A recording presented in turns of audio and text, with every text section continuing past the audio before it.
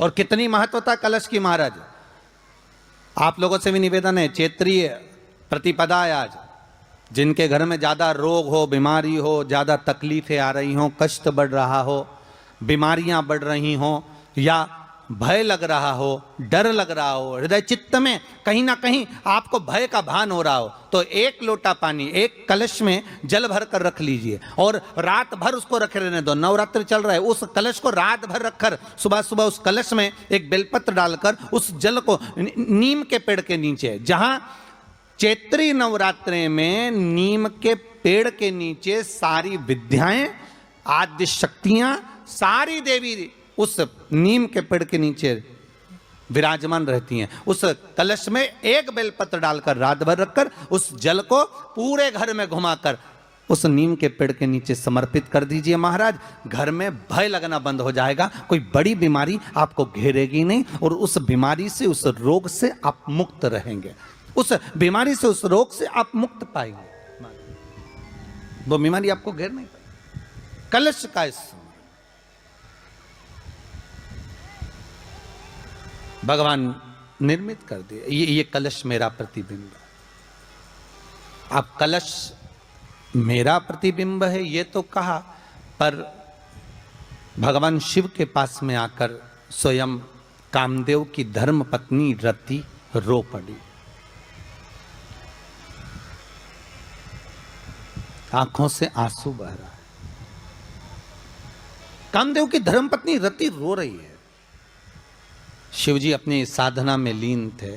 भगवान शंकर नेत्र बंद करके शिव आनंद में विराजमान थे।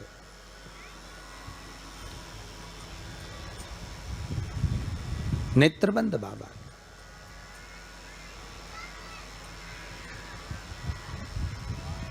थारी धुन लागी भोला, थारी धुन लागी, हर हर भोला शंभू तमारी धुन लागी, हर हर भोला शंभू भाव से, हर हर भोला शंभू तुम्हारी धुन लागी, हर हर भोला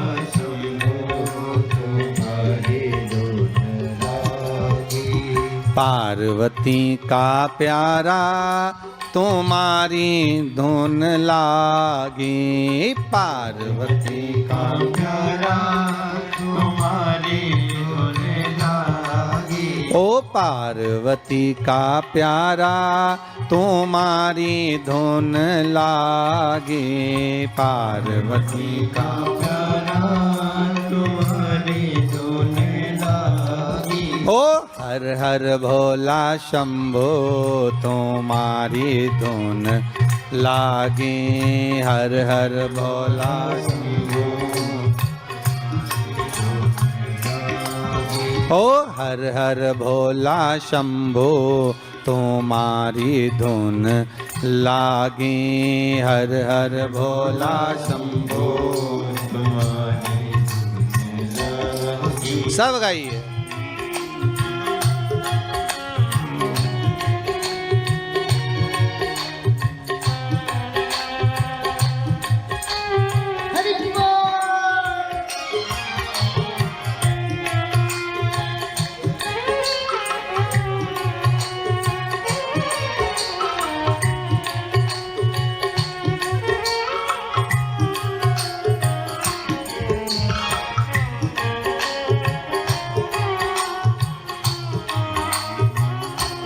देव हो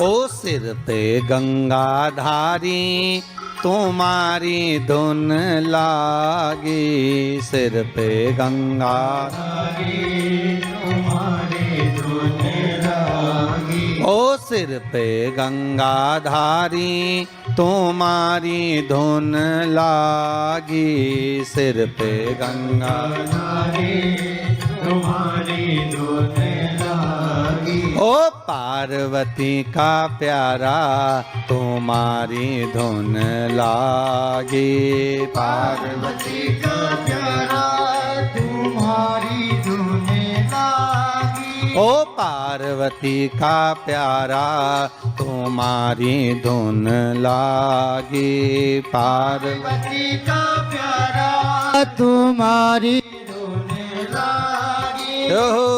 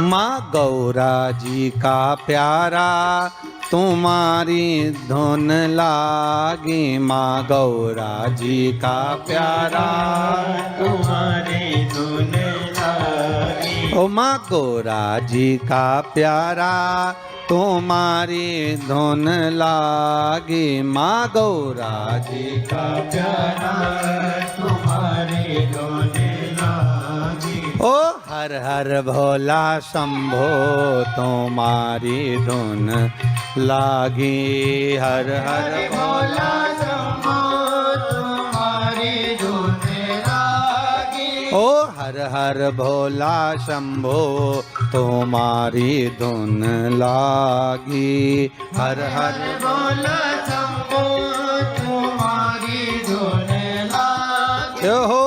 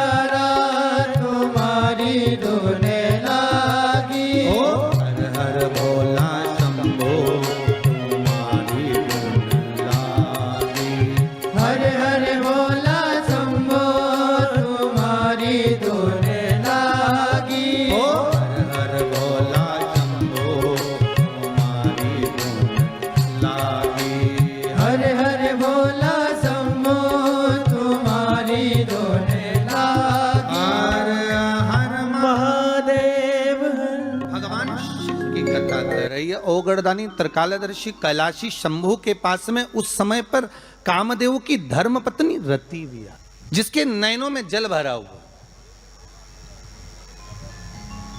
शिवजी ने पूछा, बोलो रति,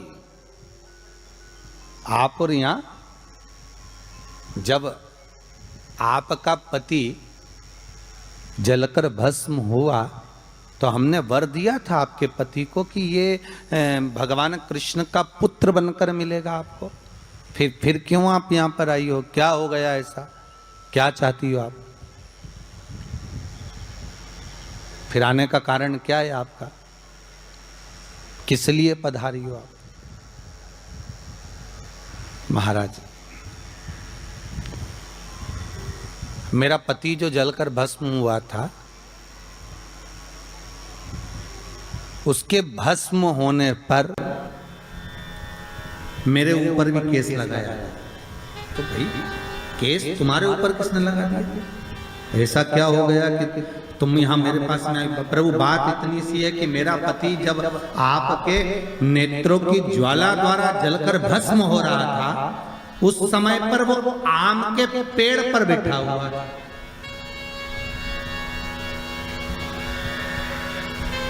कौन से पल्लव थे? आम के पल्लव, आम के डालियों में, आम के पल्लव में मेरा पति छुपा हुआ था। तो फिर क्या चाहती हूँ? भगवान से माँ रति कह रही हैं, दिक्कत केवल इतनी सी है कि मेरा पति जलकर भस्म हुआ, वो आपने वर दे दिया कि वो कृष्ण के पुत्र बनकर हमें मिल जाएंगे। वो हम मान रहे हैं, सब जानते हैं हम, ठीक है। पर दिक्कत इतनी सी है कि जिस आम के पेड़ पर मेरा पति बैठा हुआ था, उसके चक्कर में वो आम का पेड़ भी जला। तो वो आम का पेड़ जो जला, उसने मुझसे कहा है कि पति का तो उद्धार हो गया, पर हमारा उद्धार कैसे? अब देखिए, कई लोग कहते हैं प्रश्न करने वाले पीछे नहीं हटते महाराज, बहुत प्रश्न करते हैं और प्रश्न कर कर पूछते हैं, गुरुजी ये कलश के ऊपर आम के पत्ते क्यों लगते हैं? उसका उत्तर है, ध्यान दीजिए। प्रश्न बहुत है तो उसके उत्तर भी बहुत है, बस उसको समझने वाला चाहिए।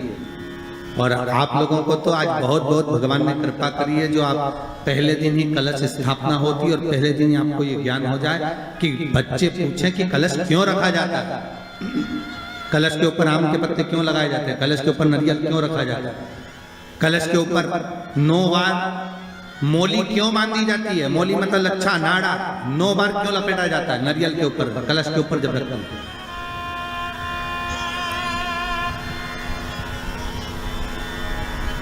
कलश के ऊपर जब जब श्रीफल रखाता है, नारियल रखाता है, तो उस पर 5 बार 7 बार मोली नहीं लपेटी जाएगी, तो 9 ही बार लपेटी जाएगी। 5 या 7 बार लपेटते हैं तो कहते हैं कि लक्ष्मी की छिन्नता होती है, और वो 9 बार लपेटी जाती है तो भरपूर लक्ष्मी का भंडार भरती है।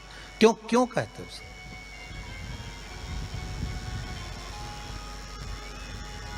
महाराज, आम के पल्लव, तो मैं केवल आपसे इतना सा निवेदन करना चाहती हूँ, आपसे केवल इतना कहना चाहती हूँ कि प्रभु मेरे मन का संशय मिटा दीजिए, और जो आम का वृक्ष मेरे पति के साथ जलकर भस्म हुआ है, उसकी विनती को आप स्वीकार कर लीजिए। आप उसके लिए भी कुछ कृपा कर दीजिए।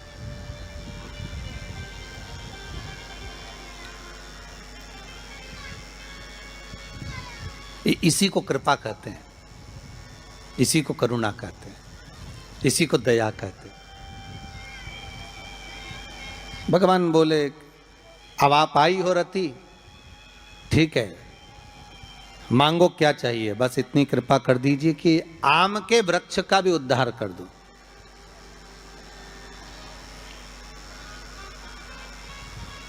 शिवजी ने कहा, हम वर प्रदान करते हैं रति, जहां शिव और शक्ति है, जहां 33 कोटि देवता इस कलश के अंदर विराजमान होंगे, उस जगह पर स्वयं कंठ पर जहां पर मेरा निवास होगा, उस जगह पर ये आम के पल्लव अमृत के तुल्य माने जाएंगे और इनका निवास हमारे ही हाथ में, हमारे ही हस्त कमल में विराजमान होगा, हमारे ही हाथ में। कितना सुंदर है महाराज जी। उस आम के पल्लव की महत्वता को जरा जानिएगा, बहुत बहुत ध्यान दीजिएगा। आम के पत्ते देखें आप लोगों ने? अरे बोलो जम के तो बोलो। देखें, उसका प्रयोग कभी आप लोगों ने करा? आम के पत्ते का कभी प्रयोग कर कर देखिएगा। अभी तो नवरात्रि चल रही है, नवरात्रे में जब 5वां दिन नवरात्रे का रहे, चैत्री नवरात्रे का 5वां दिन रहे, और मान लो कि आपके घर में किसी बच्चे की, लड़के की या लड़की का या मंगल विवाह नहीं हो रहा हो, या शादी नहीं हो रही हो, या उस लड़के लड़की के लिए बहुत प्रयास कर लिया आपने और उसकी शादी हो ही नहीं रही, अथक प्रयास आपने कर लिया और उसका मंगल विवाह नहीं हो रहा, तो ये देवी भागवत में स्पष्ट कहा गया, देवी भागवत में वर्णन किया गया है, देवी भागवत में वर्णित किया गया। और देवी भागवत में कहा गया कि आम का जो पत्ते होते हैं, आम का जो पत्ता होता है, आम का जो पल्लव होता है, उस आम के पत्ते पर हल्दी और सिंदूर, इन दोनों से स्वस्तिक का निर्माण किया जाए। देवी भागवत का संवाद है, बहुत ध्यान देना महाराज। जिन कन्याओं का विवाह ना हो पंचमी के दिन, नवरात्रे की कोई सी भी पंचमी, मतलब जो पंचमी तिथि पड़ेगी, कोई भी नवरात्रा हो, चाहे वो 4 नवरात्रे में से, चाहे वो पौष का हो, अश्विन का हो, चैत्र का हो, आषाढ़ का हो, किसी भी नवरात्रे में आप कर सकते हैं। एक पान के पत्ते पर, एक ही पत्ते पर जो 2 स्वस्तिक बनेंगे, एक हल्दी का बनेगा, एक सिंदूर का बनेगा। बस अंतर इतना है, जो हल्दी का स्वस्तिक है उस पर कंकु के चावल, अर्थात रौली के चावल, रौली कुंकू के चावल रखना है, और जो सिंदूर का है उस पे हल्दी के चावल रखना। इतना रखकर जिस लड़का लड़की का विवाह नहीं होता उसकी हथेली पर रखकर उसका नाम और गोत्र बोलकर महाराज उसको ले जाकर नीम के पेड़ के नीचे उसको रख दिया जाता है। मात्र 3.5 या 4 महीने ऐसे रहते हैं जिसके अंदर उस लड़का लड़की का विवाह पक्का हो जाता है। जिसका विवाह नहीं होता केवल उसी के लिए, जिसका मंगल विवाह ना हो रहा। आम के पल्लव में शिव का वर प्रदान है, आम के पल्लव में शंकर का आशीर्वाद, आम के पल्लव में शिव का आशीर्वाद।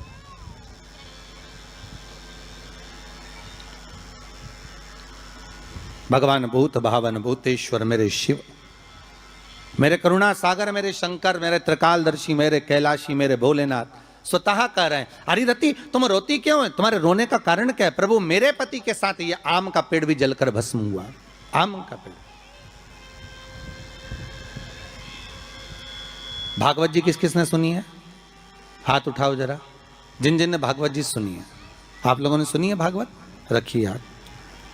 अगर आप लोगों ने भागवत सुनी होगी तो उसमें वर्णन आता है, तक्षक नाग डसने के लिए जब जा रहा था तब ब्राह्मण देवता जो जहर उतारना जानते थे उनको लेकर राजा परीक्षित के पुत्रों ने अपने दूतों को भेजा था लाने के लिए कि एक ब्राह्मण ऐसे हैं कि वो तक्षक नाग का जहर उतार सकते हैं, वो तक्षक नाग के जहर को समाप्त कर सकते हैं, तो आप उनको लेकर आओ। और वो तक्षक नाग का जहर उतारने वाले उस ब्राह्मण को लेकर जा रहे थे, तो सर्प ने विचार करा, तक्षक नाग ने कि बताओ ये तो गजब का काम कर रहा, अगर ये ब्राह्मण पहुंच गया तो ये ब्राह्मण तो सर्प का जहर उतार देगा। तो सांप तक्षक नाग को ये चिंता लग गई कि मेरे को ही डसना है और मेरे जहर ये उतार देगा, और डसने भी एक ही बार है और मरना चाहिए परीक्षित, परीक्षित को श्राप लगा, अब करूं तो करूं क्या। तो सर्प ने विचार करा कि मैं एक रूप रख कर जाता हूं और इस ब्राह्मण की परीक्षा लेता हूं।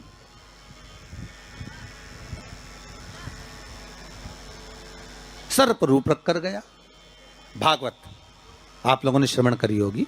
तो जब तक्षक रूप रख कर गया और उस ब्राह्मण के पास में जाकर पूछा कि ब्राह्मण देवता ये बताओ कि आप कहां जा रहे हो, तो ब्राह्मण बोला आपको नहीं मालूम, राजा परीक्षित को सांप डसने वाला है तक्षक नाग और मैं जहर उतारना जानता हूं। अच्छा आप जहर उतार दोगे? हाँ। तो किस लिए जा रहे हो? जहर उतारने के लिए। तो जहर उतारने क्यों जा रहे हो? तो कहा राजा है राजा, जब राजा का जहर उतारेंगे तो मुद्रा भी कितनी मिलेगी, आपको मालूम नहीं है क्या? अच्छा, ब्राह्मण देवता इसलिए जा रहे हो? हाँ, पर उसको तो किसी संत ने श्राप दिया। अरे तो श्राप संत ने दिया है, हम ब्राह्मण हैं, हमारा कर्म है किसी को बचाना, तो हम तो बचाएंगे। अच्छा, आप में इतनी सामर्थ्यता है कि आप तक्षक नाग का जहर उतार दो? अरे तक्षक नाग आकर अगर मेरे सामने खड़ा हो जाए और किसी को डस ले तो यह पक्का है कि मैं जहर उतार सकता हूं। अच्छा, तो इतने में तक्षक नाग सामने बिल्कुल प्रकट हो गया और तक्षक नाग प्रकट होकर बोला, बता ब्राह्मण किसको डसूं मैं? ब्राह्मण ने कह दिया तुम्हारी मर्जी पड़े उसको डसो। सामने एक पेड़ था, उस पेड़ को ब्राह्मण ने, उस तक्षक नाग ने डस लिया। अब तक्षक नाग ने उस पेड़ को डसा और डसने के बाद में वो पेड़ पूरा जल गया, पूरा जल गया। अब पेड़ तो जल गया, पर ब्राह्मण जो था जिसको परीक्षा देना थी, वो ब्राह्मण को यह नहीं मालूम था कि इस पेड़ पर एक संत बैठकर साधना कर रहा था, तपस्या कर रहा था। और जब वो पेड़ जला तो वो संत भी जल गया, संत भी जल गया। अब जब संत जल गया, ब्राह्मण ने हाहाकार की आवाज जब सुनी तो आंखों में जल भर गया। आखिर हुआ क्या?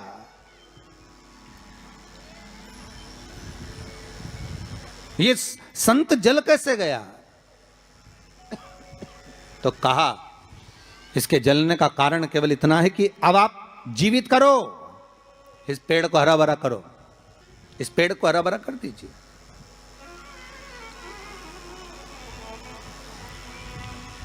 और ब्राह्मण ने हाथ की अंजलि में जल लिया।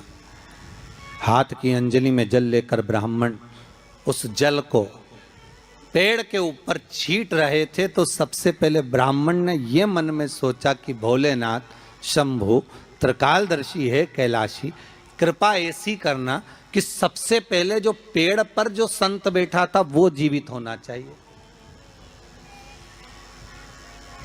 जो वृक्ष पर संत बैठा है वो जीवित होना चाहिए।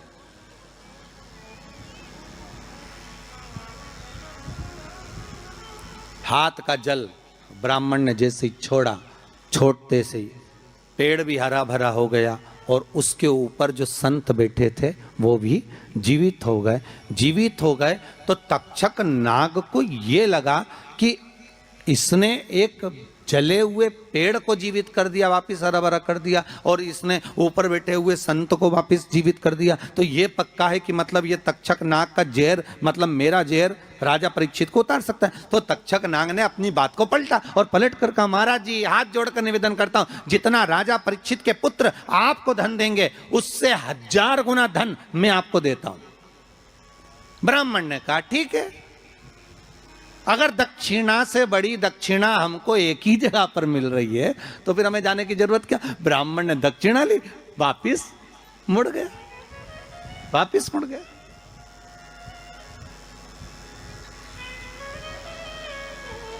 अब ईमानदारी से बोलो, वो ब्राह्मण नरक गया होगा कि स्वर्ग गया होगा? जरा जम के बोलना, हो सुनाई देना चाहिए हमको। कहां गया होगा? नरक।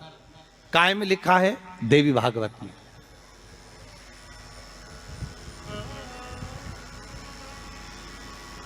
उसका कारण क्या था? शिव महापुराण की कथा कहती है जैसे एक नाव चलाने वाला व्यक्ति नाव लेकर जा रहा है और उसमें बहुत सारे यात्री बैठे हैं, बहुत सारे यात्री, और नाव डोलने लगी, आंधी चलने लगी, तूफान चलने लगा, हवा आने लगी, लहरें उठने लगी और नाव डूबने लगी। तो जो नाव में बैठा हुआ नाव चला रहा था वो कूद गया और कूद कर बाहर निकल गया, और निकलकर सारे के सारे जितने नाव में बैठे थे वो सब जलने लगे।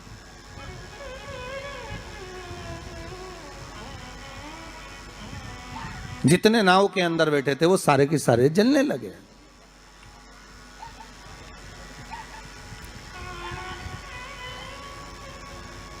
जब वो सारे के सारे पानी में डूबने लगे और पानी में नाव में जाकर सबकी सब जब डूब रहे हैं, सब मर गए, सारे के सारे जो नाव में बैठे थे, जो तैरना जानते थे वो बाहर निकल गए, बाकी के सब डूब गए। नाव चलाने वाला जब उसके प्राण छूटे तो उसको एक नरक नहीं मिला, कम से कम 94 नरकों में वो नाव चलाने वाला गिरा। शिव महापुराण की कथा कहती। तो उस नाव चलाने वाले ने भगवान से पूछा कि मुझे इतने सारे नरक क्यों दे रहे हो? मैंने तो लोगों को गंगा से पार उतारा, मैंने तो रोज गंगा का जल पिया, मैंने तो रोज गंगा का स्मरण किया, मैं तो रोज भगवान का दर्शन करता था, मैं रोज गंगा से पार उतरता था, दुनिया के लोगों को मैं पार उतारने का काम करता था। तो भगवान ने कहा गलती केवल तुमने एक कर दी, तुमने अपने प्राण बचाए। अगर तुम 2 लोगों के भी प्राण बचाते बचाते मर जाते तो तुमको बैकुंठ मिल जाता, पर खुद के प्राण बचाए और दूसरों को मरने दिया, इसलिए तुमको नरक मिला, इसलिए तुम्हें नरक प्राप्त हुआ। शिव महापुराण की कथा कहती है जिस पर दुनिया को विश्वास होता है, दुनिया को जिस पर विश्वास है, जिससे आज कोरोना महामारी के चलते हुए, इस कोरोना महामारी को देखते हुए, इस वायरस को देखते हुए दुनिया का विश्वास डॉक्टर पर टिका हुआ है। औषधि देने वाले, दवाई देने वाले उन डॉक्टरों पर दुनिया का विश्वास टिका हुआ है। तो डॉक्टर का क्या फर्ज है? जैसे नाव चलाने वाले का फर्ज है कि बचाते बचाते भगवान करे भले तुम्हारे प्राण छूट जाते तो तुम्हें स्वर्ग मिल जाता। युद्ध के मैदान में सैनिक युद्ध करते करते मर जाता तो उसको वीरगति प्राप्त हो जाती, पर खुद के प्राण बचाने के चक्कर में आप दुनिया को धकेल दो, ये श्रेष्ठता नहीं।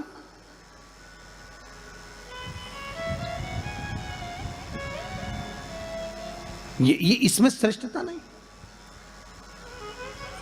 जब तक उस शरीर में प्राण है, जब तक उस शरीर में श्वास है, डॉक्टर भी अपनी जान झोंक दे कि कैसे भी मुझे इसको बचाना है, चाहे कुछ भी हो जाए इसके प्राण बचना चाहिए। फिर धन मूल नहीं है, फिर संपदा मूल नहीं, फिर सत्ता मूल नहीं है।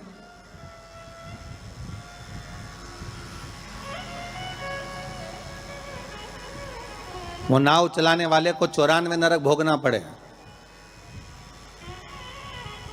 जिस ब्राह्मण ने दक्षिणा ज्यादा लेकर राजा परीक्षित को नहीं बचाया, चले गए। जब भगवान ने विद्या दी है, भगवान ने ज्ञान दिया है, भगवान ने विवेक दिया है और तुमको उस लायक बनाया है कि आप 4 लोगों को पढ़ा सकते हो, आप 4 लोगों को आगे बढ़ा सकते हो, आप इसका सम्मान कर सकते हो, आप इसको अग्रण्यता प्रदान कर सकते हो, आप इसको विवेकता दे सकते हो। और आप उस विवेकता को ना देते हुए अगर आप अपने उस वैभव को छुपा रहे हो और उससे वंचित कर रहे हो दुनिया को, तो फिर भगवान छोड़ने वाला नहीं है,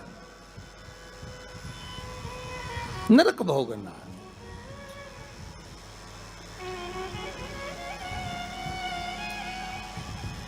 पर पांडेतारा वालों, आप लोगों ने बिल्कुल सही उत्तर दिया कि उसने दक्षिणा ज्यादा ले ली और वापस निकल गया तो अपने मुख से कह दिया कि वो नरक गया। कितनी, इसी को कहते गंगा तट के श्रोता। गंगा तट के जो श्रोता होते हैं ना, बड़े आनंदमय होते, कथा जो सुनते हैं ना उसका भाव एक आनंदित होता है कि वो अपना लक्ष्य छोड़कर, अगर चाहता तो राजा परीक्षित को बचा सकता था, पर थोड़ी सी संपदा के चक्कर में, थोड़े से धन के चक्कर में वो ब्राह्मण भी थोड़ा सा लोभ आया और लोभ के चक्कर में अपने कर्म से वंचित हो गया। तो वो चरित्र कहां गलत है महाराज जी? एक महाराज जी प्रवचन दे रहे थे, उस प्रवचन में एक गांव का व्यक्ति कथा सुनने बैठा था और खड़े होकर पूछ लिया, महाराज जी पाप के बाप का नाम क्या है? महाराज जी ने पूछा, क्या पूछ रहे हो, फिर से बोलो। तो वो व्यक्ति बोला, महाराज जी हमें दशरथ जी के पिताजी का नाम मालूम है, हमें राम जी के पिताजी का नाम मालूम है, हमें कृष्ण जी के पिताजी का नाम मालूम है, हमें सबके बाप का नाम मालूम है, बस पाप के बाप का नाम नहीं मालूम, तुम हमें उत्तर दे दो। तो महाराज जी भी मन में सोचे पाप का बाप, महाराज जी मन में सोचे हमने पूरी पुराण पढ़ी पर ये पाप का बाप तो हमें कहीं नहीं मिला, सारे शास्त्र भी उखाड़ कर देख लिए पर उसमें पाप का बाप मिलना बड़ा कठिन। अब पाप का बाप कहाँ से ढूंढे? तो महाराज जी ने कहा एक काम करते हैं, कल हम आपको बताएंगे, आप कल कथा में आना। और महाराज जी फिर प्रवचन देने बैठे और वो व्यक्ति फिर आके बैठ गया। अब जैसी कथा समापन हुई महाराज जी को फिर खड़ा हो गया, महाराज सीताराम। महाराज जी बोले सीताराम। और बोलो पाप का बाप। महाराज जी बोले बहुत अच्छा, पाप का बाप पीछे पड़ा। महाराज जी बोले कल बिल्कुल पक्का है कि तुमको तुम्हारे प्रश्न का उत्तर मिल जाएगा। अब महाराज जी ने आज भगवान को 2 अगरबत्ती लगाई कि वो नहीं आना चाहिए प्रभु, क्योंकि वो फिर आएगा, फिर प्रश्न करेगा पाप का बाप। अच्छा वो प्रश्न नहीं भी करता ना तो उसका मुंह देखकर याद आ जाता है कि प्रश्न करेगा पक्का। तो पंडित जी जब निकले ना प्रवचन के लिए तो उन्होंने भगवान को 2 अगरबत्ती लगाई, भगवान ये नहीं आना चाहिए। और पंडित जी जैसे ही बस कथा में आ रहे थे, प्रवचन देने आ रहे थे, वो रोड पे ही मिल गया पाप का बाप। अब पंडित जी मन में सोचे प्रवचन दूं कि ना दूं, बड़ा टेंशन है। अब प्रवचन दे कि ना दे यही सोचे। अब महाराज जी फिर कथा में बैठे, उसने फिर प्रश्न कर दिया महाराज कि पाप के बाप का नाम बता दीजिए। महाराज जी फिर नहीं बोले। अब नहीं बोले तो शिव महापुराण की कथा कहती है महाराज, वहीं पर एक वैश्या बैठी थी कथा में, रोज कथा सुनने आती थी। उसका मन, उसका चित्त, उसकी वृत्ति कथा में बड़ी रमती।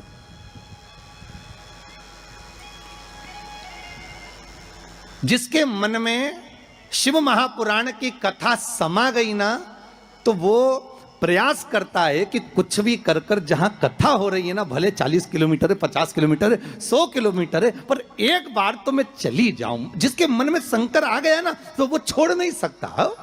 वो प्रयास करेगा कि मैं कैसे भी पहुंच जाऊं, बस कथा में एक बार मेरी हाजिरी लग जाए, शंकर सुन ले बस एक बार शिव महापुराण की कथा, उस पंडाल में चली जाऊं जिस पंडाल में मुझे बेलपत्र का आनंद मिल जाए, बस उस पंडाल में मुझे पहुंचना। अब वैश्या का नियम था, वो कथा कभी नहीं छोड़ती थी और वो भी कथा में जाकर बैठ गई और कथा में रोज सुने वो पाप के बाप का चक्कर। और महाराज जी बस प्रवचन करें अक्षतम केशवम राम नारायणम, जैसे महाराज जी अक्षतम केशवम करें सब बैठे रहे, वही खड़ा हो जाए। अब महाराज जी भी मन में सोचे अब क्या करें, तो महाराज जी डबल से कह रहे हैं अक्षतम कैशवम राम नारायणम कृष्ण दामोदर वासुदेवम हरे। तो वो महाराज जी हाथ हिलाएं कि अभी भी पाप का बाप नहीं मिला, पर वो तो वही बस खड़ा।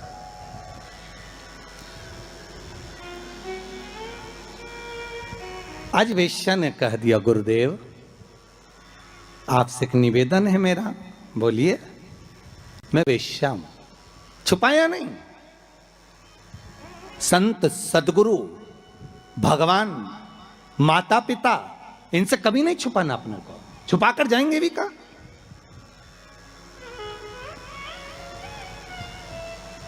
अगर माता पिता से कुछ छुपा लेंगे, संतों से सदगुरु से अगर छुपा लेंगे तो जाएंगे कहां भगवान से छुपाकर। बिल्कुल पीछे जाकर बैठ जाती हूं एकांत में, पर मेरा कुछ मन है आपसे कहने का, आप सुनेंगे हमारी बात। संत बोले क्यों नहीं सुनेंगे, हम तो संत हैं, बोलो क्या बात है। आप जब सुबह सुबह मंदिर जाते हो ना गुरुदेव, तो बीच में मेरा वेश्यालय पड़ता है, 2 मिनट के लिए आप पांव रख देंगे ना मेरे वेश्यालय में, मेरी जिंदगी सार्थक हो जाएगी। संत बोले हम और वेश्या के घर कभी नहीं आ सकते। वेश्या कहती आज तक कोई गुरु मेरे वेश्यालय में नहीं आया, केवल चरण रखना, चले जाना गुरुदेव। गुरुजी बोले राम राम राम सीताराम, हम नहीं आएंगे। गुरुजी चले गए कहते हुए। वैश्या घर के बाहर रंगोली मांगोली डालकर वेश्यालय के बाहर बैठी। संत का आगमन हुआ, वहीं से वैश्या दौड़ कर गई, गुरुदेव ये मेरा वेश्यालय है, पांव रख दीजिए। महाराज वैश्या के भवन में चले गए। वैश्या ने कहा महाराज जी बैठिए। नहीं नहीं, इतना समय कहाँ है बैठने का, तुमने कहा था बस पांव रख देना। महाराज जी बैठ जाइए, आपके हाथ जोड़ती हूँ, 5 मिनट बैठ जाओ। महाराज जी वैश्या कर रही है, महाराज रोज एक गांव का व्यक्ति आपसे प्रश्न करता था कि पाप के बाप का नाम बताओ, मैं उत्तर दे रही हूं कि पाप के बाप का नाम लोभ है। तो वो वो जो ब्राह्मण था उसने एक गलती कर दी है। परीक्षित को अगर बचाता भले 5 मुद्रा मिलती, पर मिलती ना, मिलती मुद्रा। पर उस ब्राह्मण ने एक गलती कर दी कि वो परीक्षित को बचाने की जगह ज्यादा मुद्रा लेकर वापिस मुड़ गया। वापिस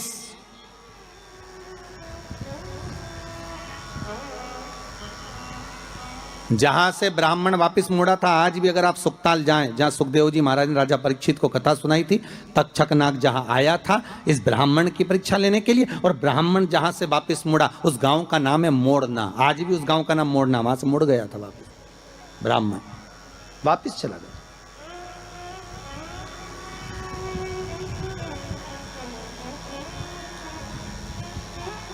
जरा सा लोग बस वाम भरमा दिया।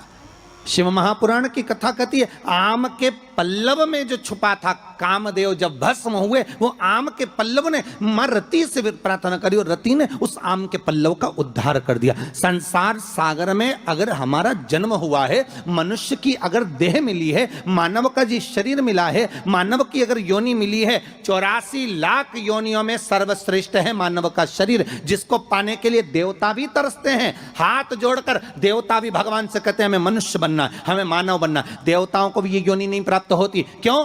क्योंकि बैकुंठ का भोग केवल भोग है, केवल भोग। अगर मरने के बाद बैकुंठ चले भी जाओगे तो वहां चांदी की थाली में, सोने की थाली में भोजन मिलेगा, डनलप का गद्दा मिलेगा, एसी का रूम मिलेगा, बढ़िया खाने के लिए सब कुछ मिलेगा, आराम से फ्रिज, कूलर, वॉशिंग मशीन सब मिलेगा। एसी में आप आराम से सो, डनलप के गद्दे पर सो। पर बैकुंठ में केवल भोग भोगने की वस्तुएं मिलेंगी, पर बैकुंठ में भगवान का भजन मिलेगा क्या? जम के बोलिए, नहीं मिलेगा। बैकुंठ में गंगा का स्नान मिलेगा क्या? नहीं मिलेगा। बैकुंठ में शिव महापुराण की कथा मिलेगी क्या? नहीं मिलेगी। बैकुंठ में दान करने का मौका मिलेगा क्या? नहीं मिलेगा। बैकुंठ में भजन करने का मौका मिलेगा? नहीं मिलेगा। बैकुंठ में ना तो भजन मिलेगा, ना कीर्तन मिलेगा, ना नाम जाप मिलेगा, ना गंगा का स्नान मिलेगा। बैकुंठ में ना तीर्थ मिलेगा। बैकुंठ में अगर मिलेगा तो एक एसी का रूम मिलेगा, डनलप का गद्दा मिलेगा, सोने की थाली में भोजन मिलेगा, 2-4 दासियां तुम्हारा पंखा झेलेगी, पांव दबाने वाले मिलेंगे, इससे ज्यादा कुछ नहीं मिलेगा। बैकुंठ में लोग कहते हैं भगवान विष्णु मिलेंगे क्या? तो भगवान विष्णु से किसी ने पूछा तुम बैकुंठ में रहते हो? भगवान विष्णु कहने लगे मुझे तो फुर्सत ही नहीं, जहां कथा होती मैं तो वहां चले जाता। जब बैकुंठ अधिपति कथा सुनने के लिए पितरों के धाम में जाते हैं, कथा सुनने के लिए पांडतारा आ जाते हैं, कथा सुनने के लिए गंगा के घाट चले जाते हैं, तो भगवान कह रहे हैं बैकुंठ में फिर मनुष्य क्यों चाहता है बैकुंठ जाने के लिए? लक्ष्मी जी से पूछा तुम रहती हो क्या बैकुंठ में? लक्ष्मी जी बोली मैं जहां नारायण मां में, मैं क्या करूं बैकुंठ में? तो फिर बैकुंठ में क्या है? तो लक्ष्मी जी बोली 3 स्टार होटल, 5 स्टार होटल, आराम से रहो, खाओ पियो, मौज करो, और जब तुम्हारा पुण्य खत्म हो जाए, जैसे ही पुण्य खत्म वैसे ही धक्का मार के फेंक दिया। जैसे जब तक जेब में पैसा है तो होटल के अच्छे से अच्छे रूम में, खूब कुंभ के मेले में होटल बुक करो, खूब इलाहाबाद में, प्रयागराज में खूब प्रेम से रहो, और जब जेब में पैसा खत्म तो होटल वाला भी कह देगा निकलो, बाहर निकलो।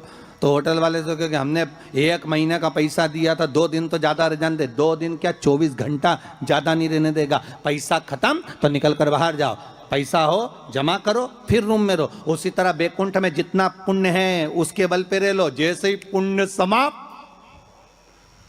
चलो पांडे तारा वापिस पहुंच जाओ प्रतापगढ़। फिर कहोगे तुम जानते नहीं हो, हमने सियोर वाला महाराज के मुंह से शिव महापुराण की कथा सुनी तो बहुत बड़ा पुण्य कमाया। तो भगवान विष्णु बोले पुण्य तो कमाया पर खत्म भी तो हो गया, वापिस जा नीचे बैटरी चार्ज करके आ, वापिस जा, फिर कथा सुन। बड़ी मुश्किल से मिलता है ये मनुष्य का, मिलेगा बैकुंठ चाहोगे तो मिल जाएगा, पर भोग करने के लिए मिलेगा। उसमें केवल आप भगवत भजन नहीं कर सकते, आप उसमें दान नहीं कर सकते। बैकुंठ में कोई तुम्हारे सामने हाथ फैलाकर भिक्षा मांगने नहीं आएगा। कोई बैकुंठ में तुमसे ये नहीं कहेगा कि तुम गौ माता के लिए दान दो, या तुमसे ये नहीं कहेगा कि वृद्धाश्रम के लिए दान दो, या तुमसे कोई ये नहीं कहेगा कि मंदिर निर्माण के लिए दान दो। बैकुंठ में तो तुम केवल भोग भोगोगे, और उस केवल पर भोगोगे जो तुमने दान करा, जो पुण्य करा, जो सत्कर्म करा। केवल एक मनुष्य की देह मिली है जिसमें हम दान भी करते हैं, हम भजन भी करते हैं, हम पुण्य भी करते हैं, हम सत्कर्म भी करते हैं, हम नाम जाप भी करते हैं। यह केवल एक मनुष्य की देह है, केवल एक मानव का शरीर।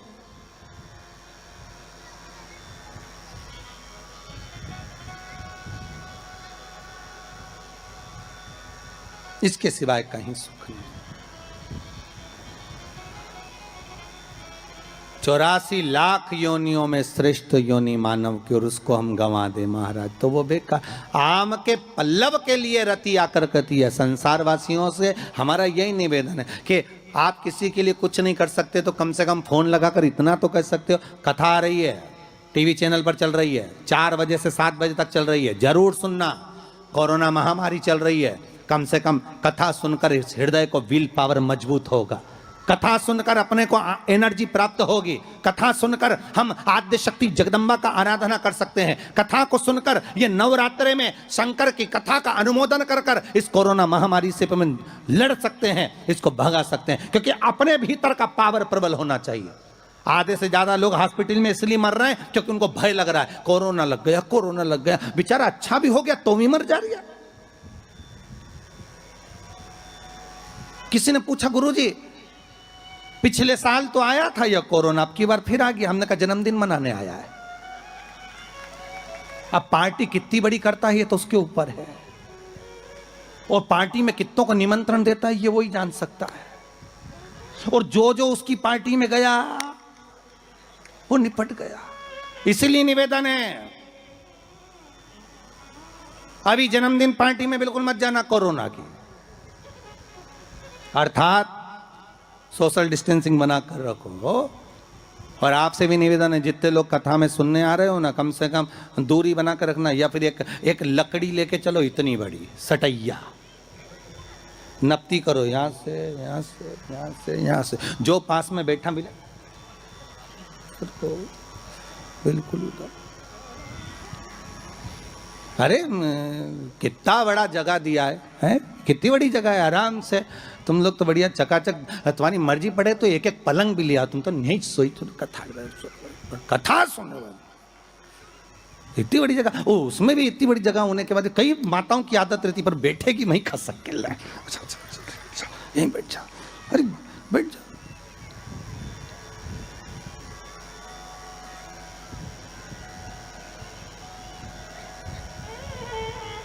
सुनो कथा। शिव महापुराण की कथा कहती है,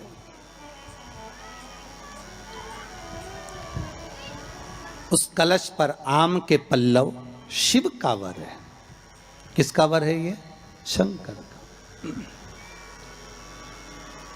11 आम के जो पत्ते जिस डाली में लगे होते हैं, वो डाली कोमल सी डाली, 11 टुकड़े महाराज एक कच्चे सूत से लपेटकर 11 बार उसका भाग, जब उसको लपेट लोगे इस तरह से इकट्ठा करके, आगे का जो भाग है 11 बार कच्चा सूत लपेटने के बाद जो भाग पीछे का आगे का कोई भी हो, उसको शहद में डुबाकर शिव जी को समर्पित कर दो। किस जगह पर रखना है? अशोक सुंदरी वाली जगह। अशोक सुंदरी की जगह जानते हो आप लोग, पहले भी आपको बताया है, आज फिर आपको वर्णन कर दें। जैसे ये गोल जलाधारी है, ये शिवलिंग रखा है, ये 2 जहां से पानी बह रहा है बाबा के चरणारविंद, राइट में श्री गणेश जी का स्थान, लेफ्ट में कार्तिकेय का स्थान, बीच में अशोक सुंदरी की जगह। शंकर भगवान की 6 लड़कियां हैं।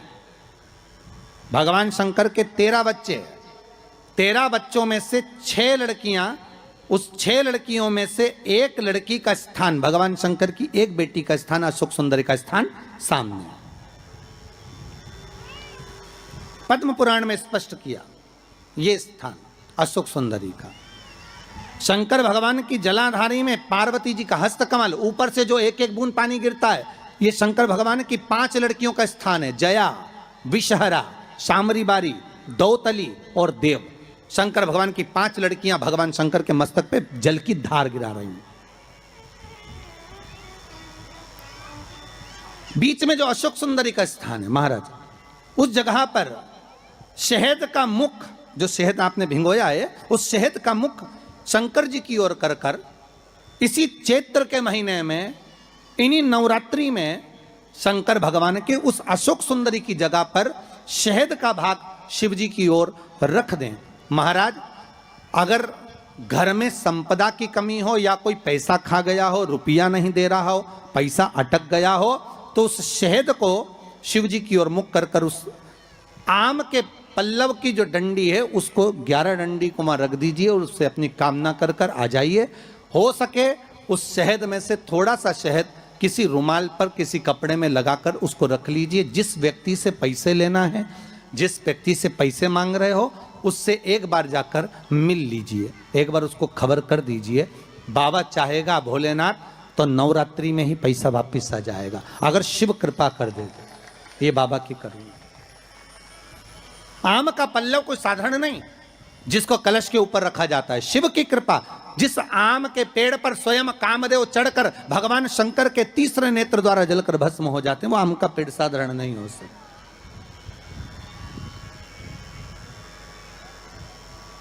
सहज नहीं है।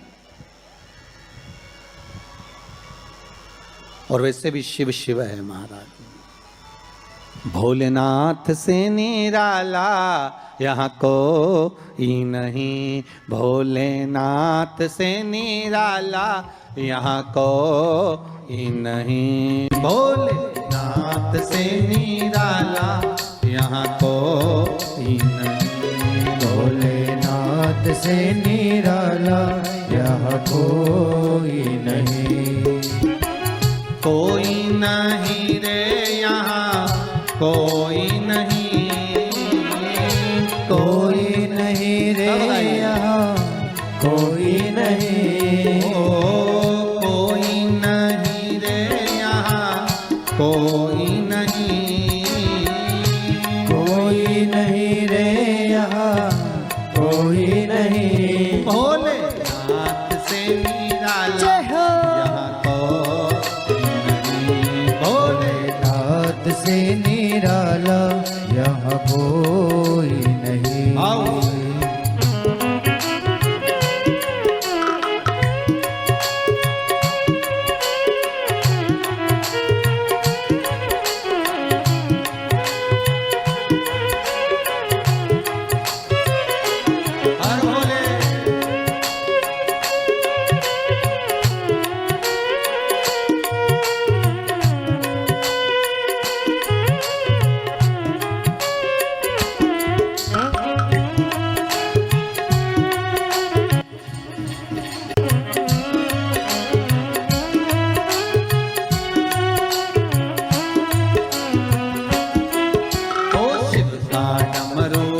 डम बोले अगम निगम के भेद ये खोले, शिव का डमरू डम डम बोले अगम निगम के भेद ये खोले, शिव का डमरू डम डम बोले अगम निगम के भेद ये खोले, शिव का डमरू डम डम बोले अगम निगम के भेद ये खोले, डमरू बजाने वाला कोई नहीं ऐसा, डमरू बजाने वाला कोई नहीं, भोलेनाथ से निराला यहाँ कोई नहीं, भोलेनाथ से निराला यहाँ कोई नहीं, शंभुनाथ से निराला यहाँ कोई नहीं, शंभुनाथ से निराला यहाँ कोई नहीं, ऐसा कोई नहीं रे, ऐसा कोई नहीं, कोई नहीं रे यहाँ कोई नहीं, ओ कोई नहीं रे यहाँ कोई नहीं,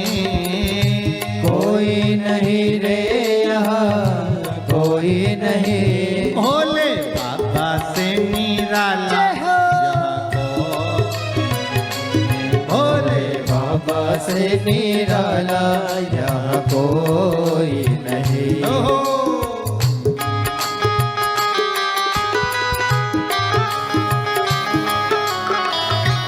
हर भोले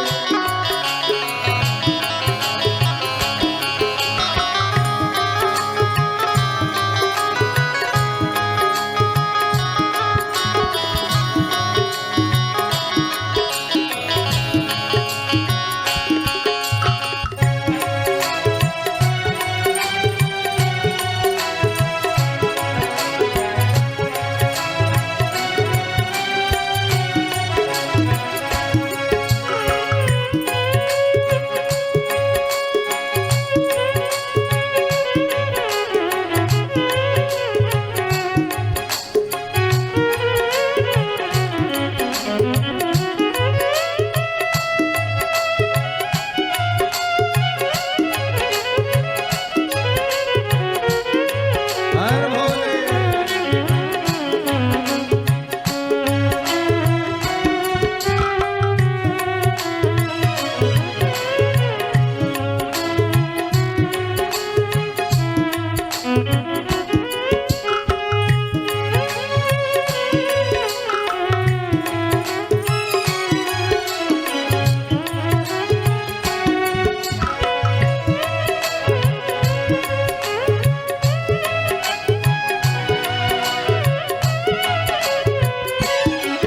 ओ काया जब जब कर्मठ बदले पाप चमकते अगले पिछले काया जब जब करवट बदले पाप चमकते अगले पिछले। काया जब जब कर्मठ बदले पाप चमकते अगले पिछले काया जब जब करवट बदले पाप चमकते अगले पिछले। ऐसा जोग जगाने वाला कोई नहीं ऐसा जोग जगाने वाला कोई नहीं। ऐसा जोग जगाने वाला कोई नहीं ऐसा जोग जगाने वाला कोई नहीं। भोला नाथ से निराला कोई नहीं भोले नाथ से निराला यहाँ कोई नहीं। ओ कोई नहीं रे यहाँ कोई नहीं कोई नहीं रे यहाँ कोई नहीं। ओ कोई नहीं रे यहाँ कोई नहीं कोई नहीं रे यहाँ कोई नहीं। भोले बाबा से निराला यहाँ कोई नहीं बाबा से निराला यहाँ कोई नहीं। भोला नाथ से निराला यहाँ कोई नहीं भोले नाथ से निराला यहाँ कोई नहीं। हर हर महादेव है। आवाज नहीं आई, जरा दमदारी से बोलो। दोनों हाथ उठाकर दीन बंधु दयालु दया कीजिए। जो दोनों हाथ उठाकर हर हर महादेव नहीं बोले उसको उठा लीजिए। हर हर आप कितने बढ़िया बोले। अच्छा आप भी हनुमान जैसे हो गए हो। जब तक आपको कोई जगाए नहीं तब तक तुम लंका जाओ नहीं। हालत तुम्हारी भी वैसी होता है। कभी कभी ऐसा भी होता है। एक व्यक्ति को एक तांगे वाला उसके पास में सुबह सुबह एक व्यक्ति ने रात को कह दिया कि भाई हमको रेलवे स्टेशन छोड़ देना। हाउ तुम्हारा तांगा लिया ना, तांगा भाई घोड़ा गाड़ी लिया ना, हाउ लिया ना। सुबह बेचारा नींद में था, व्यक्ति ने जगाया, घोड़ा गाड़ी लाओ, तांगा लाओ, तांगा लाओ। अब उसने जगाया और ये तांगा लाया, जल्दी जल्दी घोड़ी इसने लगाई, तांगा में ले आया। अब तांगे में सवारी भी बैठ गई। अब वो तांगा थोड़ी दूर चले, रुक जाए, और रुक जाए तो वो चलाने वाला नीचे उतरे, डांस करे। नाचे, फिर थोड़ा आगे बढ़े घोड़ी, फिर आगे बढ़े, फिर रुक जाए, फिर वो उतरे, फिर नाचे। सवारी ने कहा भैया हमको स्टेशन जाना है, हमारी ट्रेन छूट जाएगी, तो बार बार नाच क्यों रहा है, पागल हो गया है क्या?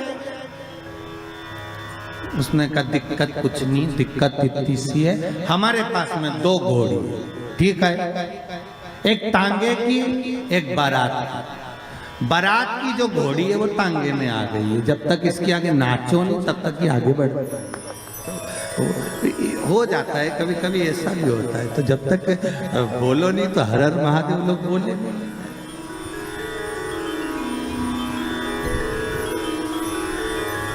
अब आम के पल्लव को बाबा ने विराजमान किया। अब आया है उसके ऊपर क्या रखते हो, श्रीफल, नारियल, ठीक है।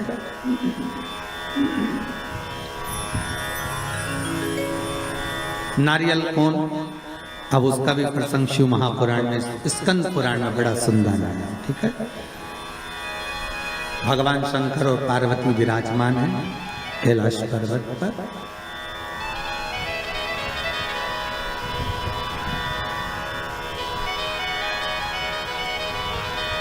भगवान शिव के मन में बात आई, शंकर भगवान ने मां पार्वती जी से कहा, ए जगत धात्री, हाँ प्रभु बोलिए, सुनो।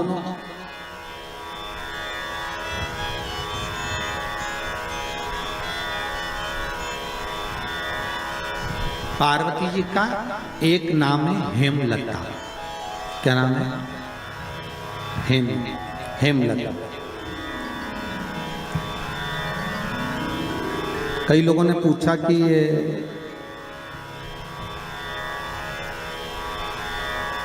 जो पार्वती जी का हेमलती जो नाम है, नाम था हेमलती, अब उसको कर दिया हेमलता, है ना। तो ये माता पार्वती का हेमलती नाम किस जगह पर पड़ा? तो देवी भागवत में आता है कि जिस जगह पर शंकर भगवान ने पार्वती से एक बात कही कि हमारा मन है कि हम दोनों बालकों की परीक्षा लें, और पार्वती जी ने जब भगवान शिव से कहा कि बच्चों की परीक्षा क्यों लें, संतान अपनी है और इनकी परीक्षा हम क्यों लें, किस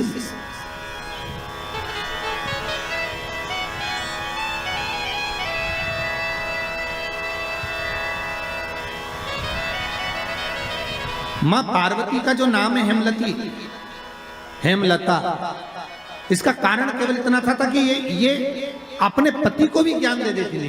कई बार इन्होंने समझाया है शिव जी को कि आप ये ना करिए।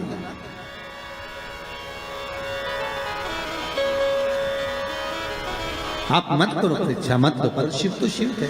बुला लिया कार्तिकेय को, गणेश जी को बुलाकर कहा, बुलाकर बोले, जो पृथ्वी की परिक्रमा पहले कर कर आएगा वो प्रथम गिनती में पूजा जाएगा, प्रथम भाग उसको पूज्य करते हैं, ठीक है, जाओ परिक्रमा कर कर आओ। अब गणेश जी महाराज बैठ गए चूहे पर, कार्तिकेय बैठ गए मोर पर। अब कार्तिकेय घर के बड़े थे, उनको ये बात भान में थी, उनको ये बात का ज्ञान था। तो कार्तिकेय जी ने कहा अगर माता पिता का कहना नहीं मानेंगे तो अच्छा नहीं लगेगा। तो कार्तिकेय जी तुरंत मोर पर चढ़कर और परिक्रमा करने निकल गए। अब गणेश जी तो चूहे को बुलाए, फिर चूहा भग गया, फिर पकड़ के लाए, फिर चूहा भग गया।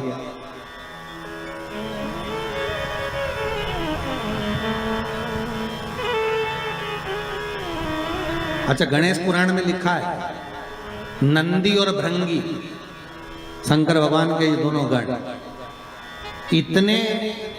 इतने एबले थे महाराज कि गणेश जी जब जब चूहे पे बैठते थे और नंदी और भृंगी चूहे को अपने पास खिलाने के लिए बुला लेते थे।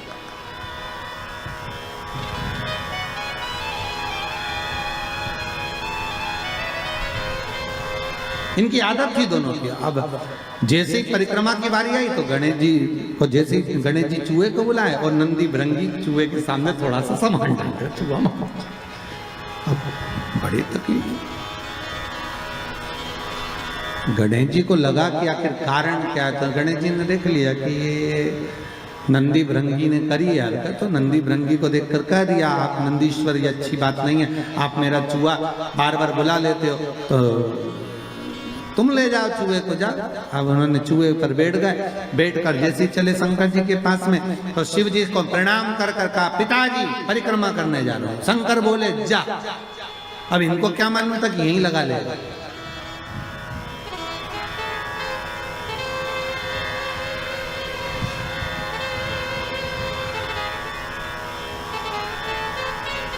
अब उनको क्या मालूम था कि यहीं लगा लेगा। होता है जैसे कि किसी एक दुबले पतले व्यक्ति को कहीं मालूम पड़े सेना में सम्मिलित कर दिया, उसको बहुत दुबला पतला,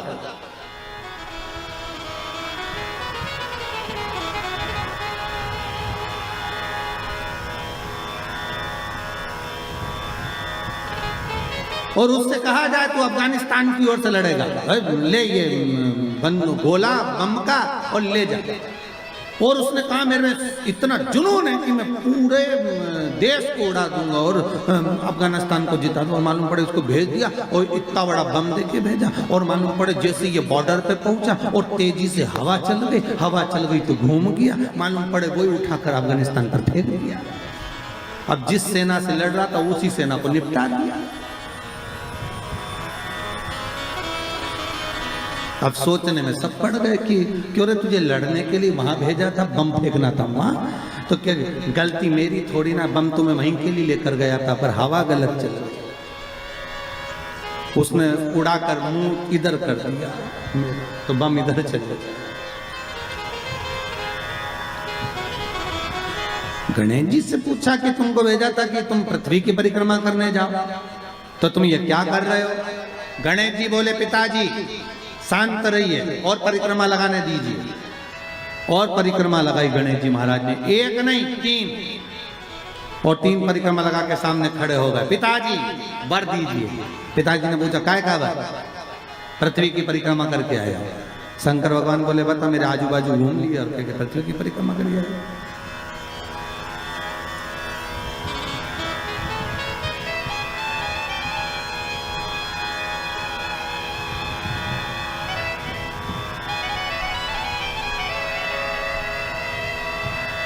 तो ये होता है कभी कभी। रामचरितमानस में केवट का चरित्र आता है ना, केवट ने राम जी को नाव में बिठाया, या घाट से लेके चले वह घाट पर जाए, वह घाट से वापस घुमा के ये घाट पे ले आए, इस घाट से उस घाट पे ले जाए, उस घाट से इस घाट पे ले जाए, बड़ा बार बार घुमा दिया वो नाव को। अच्छा, केवट की नाव जो अच्छी नाव थी वो तो भगवान ने छोड़ दी थी, वो केवट की नाव में बैठे, तो वो नाव भी ऐसी थी कि उसमें बीच में छेद था। और लक्ष्मण जी ने कहा भी था, भैया इसकी नाव में मत बैठो, छेद है। राम जी बोले, कितना दयालु है बेचारा, कैसा सीधा साधा एकांत में बैठा, इसी की नाव में बैठूंगा मैं, तो बस बैठूं। लक्ष्मण जी ने मना भी करा, और जैसे ही लक्ष्मण जी ऊपर चढ़े तो केवट ने अपना पिछोड़ा उतार के दे दिया, लो लक्ष्मण भैया। लक्ष्मण जी ने पूछा, ये काय के लिए? कि नाव में छेद है, पानी भराएगा, तुम भरते जाना, निचोड़ते जाना।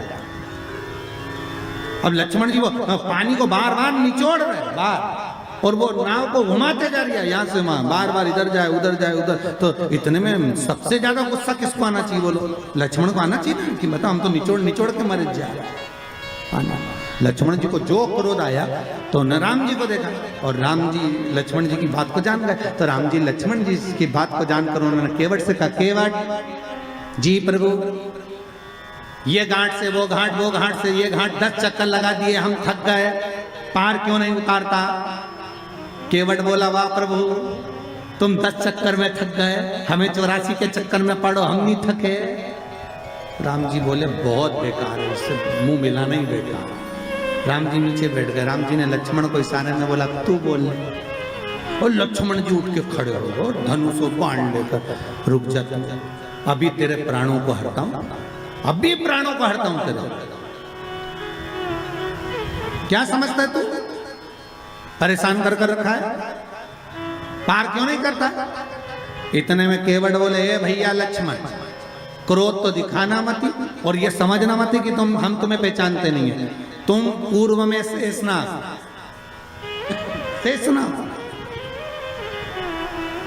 ये भगवान राम भगवान विष्णु है और ये मैया सीता लक्ष्मी जी, ये चरण दबा रही थी, ये सो रहे थे, आप शेषनाग के ऊपर, हम कछुआ थे, दर्शन करने आए, आपने इतनी तेज फुंकारा, मर गए तो केवट बन गए। तुम्हारे फुनकार से मरे तो केवट बने और अभी भी घाटे में नहीं जाएंगे। तुम मार भी दोगे तो बेकुंठी जाएंगे, पर घाटा तुम्हारा है, हमारी कोई औलाद नहीं है। हम मर गए तो हमारी पत्नी अंतिम संस्कार भी तुमसे कराएगी और 12वें का भोजन भी तुम्हें ही जिमाएगी। राम जी ने कहा लक्ष्मण नीचे बैठ जा रहे, नीचे बैठ जा तू। तब माता सीता ने कहा लक्ष्मण भाई, केवट भैया पार उतारो। तब पार उतार तो यहाँ कोई प्रसंग है। अब परिक्रमा लगा कर आकर खड़े होकर के आशीर्वाद दे दो। तो पूछा आशीर्वाद क्यों? तो कहा प्रभु हमने परिक्रमा करी। तो शंकर भगवान बोले आजू बाजू घूम लिया और क्या परिक्रमा कर ली, इसको कोई परिक्रमा करता है? गणेश जी बोले और नहीं तो माता पिता में आकाश, माता पिता में पाताल, माता पिता में पृथ्वी, सब तो माता पिता में ही और सब माता पिता में, इसलिए आपकी लगा ली, सबकी हो गई।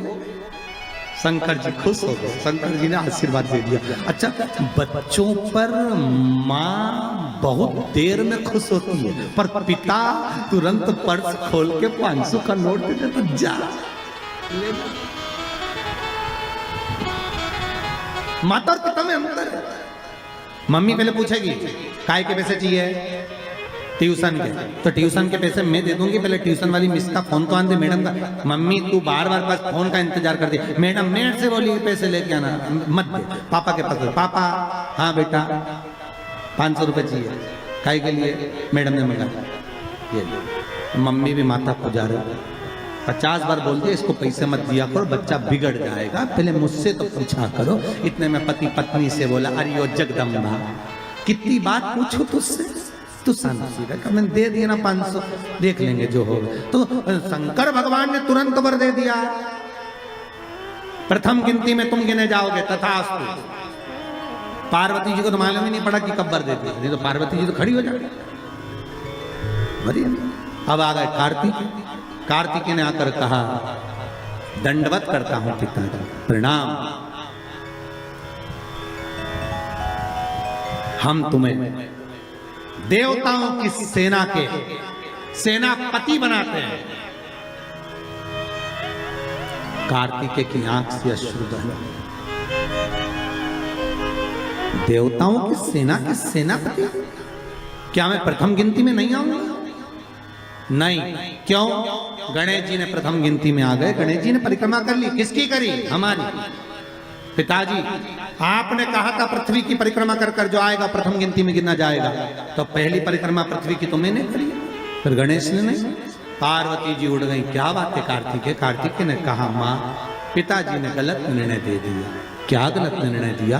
गणेश जी को प्रथम गिनती में दे दिया और मैं परिक्रमा कर कर आया। सारी बात मालूम पड़ गई कि गणेश जी ने चूहे पर बैठकर शंकर पार्वती की परिक्रमा करी, ये हुआ वो हुआ, सब मालूम पड़ गया। पार्वती मैया की आंख में से आंसू बहने लगा। पार्वती उठकर खड़ी होकर शंकर भगवान से बोली, प्रभु बहुत भोले हो आप, इसलिए आपका नाम भोला शंकर है, बहुत भोले। एक बेटे को भेज दिया पृथ्वी की परिक्रमा करना और दूसरे बेटे ने आपकी परिक्रमा करी और आपने उसे वर प्रदान कर दी। इतने भोले।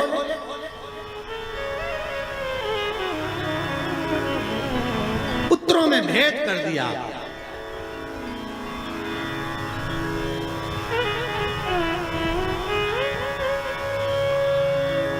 पिता भले कह देता है, बाप कह देता है मेरा बड़ा बेटा थोड़ा समझदार है, मेरा छोटा बेटा ऐसा है, मेरा मंझला बेटा ऐसा है, पिता कह देगा।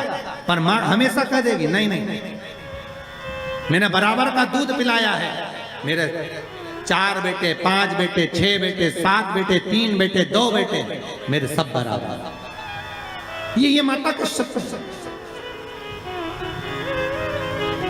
मां कभी अपने बच्चों में भेद नहीं करती।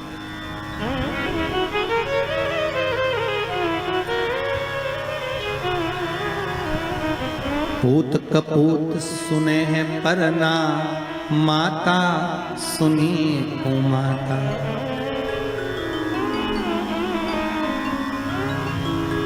मां कभी कुमाता नहीं सुनी। पूत कपूत हो सकता पर मां मां है। जगत जननी मां पार्वती खड़ी हो गई और इस कथा से बहुत सीखने को मिलता है। शिव महापुराण का ये चरित्र बहुत सिखाने के लिए है कि माता पिता की दृष्टि में कभी बच्चों के प्रति भेद न करना।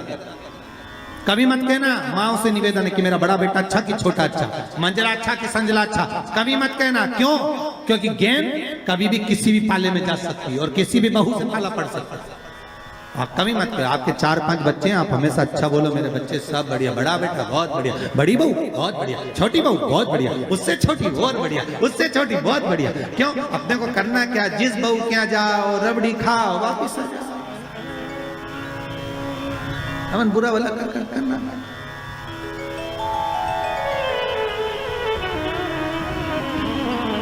बहुत बढ़िया, क्या चलता।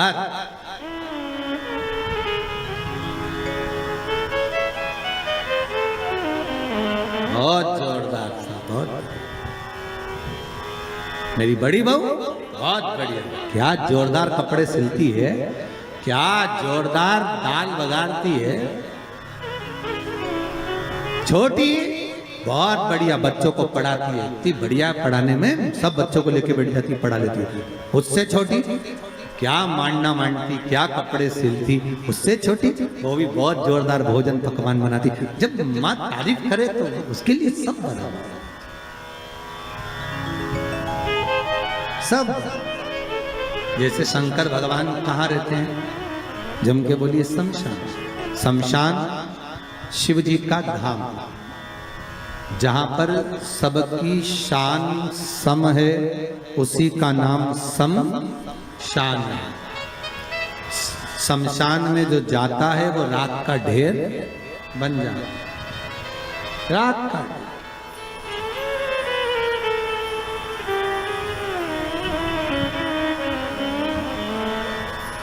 अच्छे से अच्छा पैसे वाला भी मां पहचान में नहीं आता कि ये करोड़पति है। लकड़ी की जगह नोट थोड़ी ना लगाएगा। और गरीब भी है ना तो वहां पहचान में नहीं आता कि ये गरीब है। वहां तो एक जैसी चादर है, सफेद कपड़ा उड़ा दिया, लाल कपड़ा उड़ा दिया, चिता पर सुला दिया, आग लग गई, एक जैसी।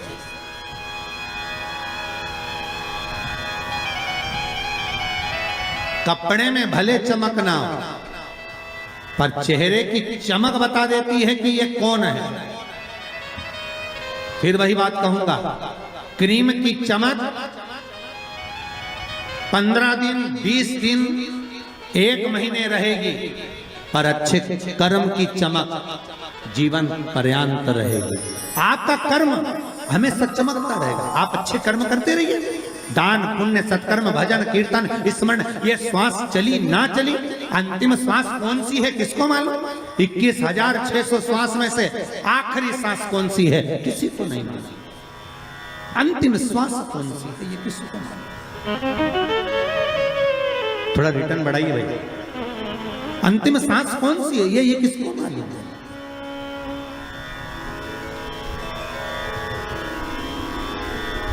किसने देखी कि आखिरी श्वास कौन सी है हमारी? बस श्वास श्वास में राम कहो और वृथा जन्म मत खोए, ना जाने इस श्वास का फिर आवन होए ना हो। 21,600 श्वास जो मनुष्य के शरीर से प्रतिदिन निकल रही है, हर श्वास को ऐसे भजना भगवान का नाम कि अंतिम कौन सी हो।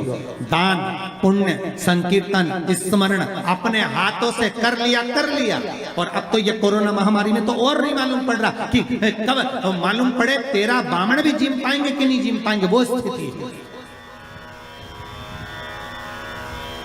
कई भक्तों के फोन आते हैं, गुरुजी वो कोरोना महामारी में वो शांत हो गए, अब हम ब्राह्मण कैसे जी में, वो आने को तैयार नहीं, ब्राह्मण आएंगे नहीं। हमने भी कहा मत बुलाओ, नहीं आएगा तो, क्योंकि उस महामारी में कौन आएगा तुम्हारे, क्या करें, दान पुण्य स्मरण तक नहीं हो पाएगा। क्या कर लिया हाथों से तो कर लिया, जीवन का फिर। पार्वती जी ने कहा ये आपने श्रेष्ठ नहीं किया। पार्वती जी बोली मुझे अच्छा नहीं लगा आपने निर्णय जो दिया। क्या चाहती हो पार्वती? पार्वती जी कहती हैं आज मुझे एक वर देना पड़ेगा।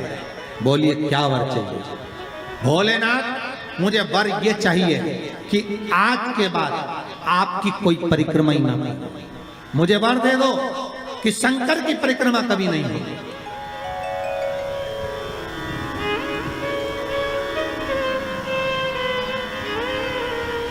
शिव की परिक्रमा का विधान नहीं होगा।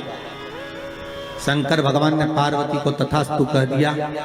आज के बाद शंकर के मंदिर में शिवलिंग की कोई परिक्रमा नहीं करेगा। कभी आपने करते हुए देखा किसी को? नहीं।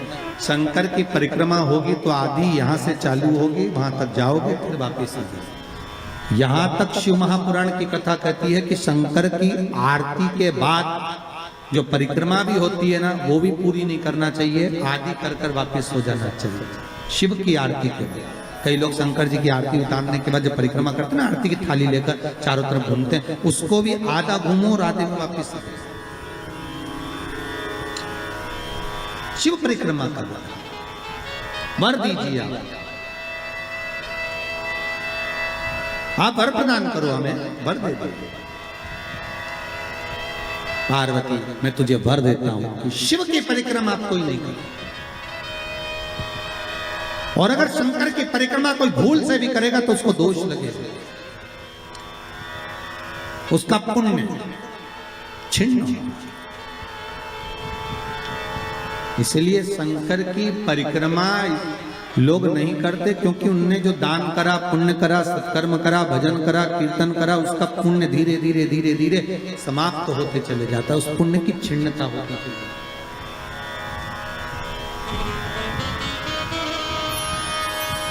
नहीं। पार्वती जी बोली प्रभु हम एक मेरा निवेदन स्वीकार करेंगे, बोलो क्या बात है। पार्वती जी बोलती हैं आपने गणेश जी को प्रथम पद दिया है, तो इस कार्तिकेय को भी प्रथम पद प्रदान करिए। शिवजी बोले ये नहीं हो सकता, क्योंकि प्रथम पद एक ही होता है। प्रथम पद केवल एक होगा और वो एक पद मैंने प्रदान कर दिया, अब मैं दूसरा पद कैसे दे सकता? मैं दूसरा पद कैसे प्रदान कर सकता? मैं दूसरा पद कैसे दे सकता? पार्वती एक काम हो सकता है, बोलिए प्रभु मैं कार्तिकेय को कुछ ऐसा बना देता हूं कि जहां पर गणेश प्रथम पद में रहेगा तो ये कार्तिकेय भी प्रथम पद में पूजा जाएगा। बना दीजिए। भगवान शंकर ने कार्तिकेय को श्रीफल का निर्माण कर दिया, स्कंद पुराण का क्या बनाया है? श्रीफल, नारियल। ये नारियल किसका प्रतिबिंब है? तो कहा ये कार्तिकेय जी का प्रतिबिंब है। किसका प्रतिबिंब है? कार्तिकेय जी का। तो गणेश जी की पूजन जो कलश के रूप में होती है तो उसके ऊपर जो श्रीफल रखाता है वो स्कंददेव है, कार्तिकेय है। वो स्कंददेव, वो कार्तिकेय।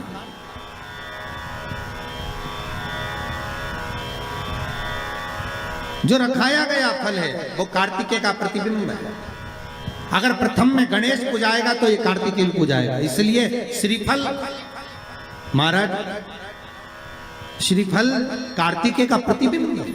सारी 33 कोटि देवताओं की सेना का सेनापति कार्तिकेय सारे ग्रहों को शांत करने के लिए, कार्य को सिद्ध करने के लिए, कार्य की सफलता के लिए, व्यक्ति की मनोकामना पूर्ण करने के लिए कलश के ऊपर क्या रखा जाता है? जम के बोलिए, नारियल, श्रीफल रखा जाता है, जो कार्य की सफलता प्रदान है।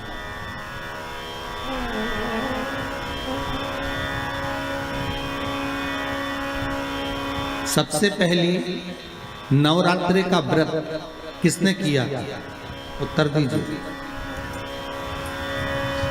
सबसे पहला नवरात्रे का व्रत, नवरात्रे की उपासना सबसे पहले किसने करी थी? भगवान राम ने।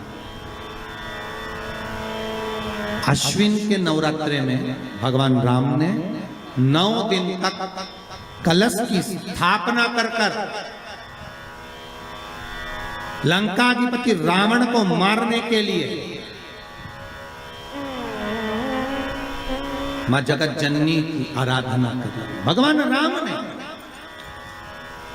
मां जगत जननी की आराधना, मां जगदम्बा की आराधना।